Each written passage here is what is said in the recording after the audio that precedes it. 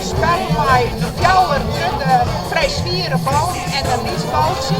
Dat was voor een modderhals. En dan was het mij de drukke bal voor jij die daar zo dicht mogelijk bij te komen.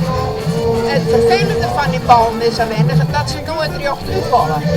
Dus er moet er rekening mee houden als de bal dooien is, dat ze een bochtwaartje hebben.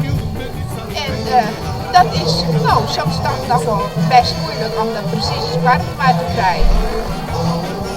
Wij hebben een heel gezellig groepje, maar eigenlijk ben we wat maar te min. We klimmen maar z'n jochten en dan is het toch wel vermoeiend. Dus we zullen heel graag willen dat er nou weer bij komt.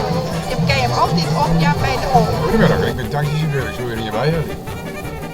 Mevrouw van Dijk, maar ik kan ze net zien. Mevrouw van Dijk? Maar ik ben er. Ik ga zo, hè?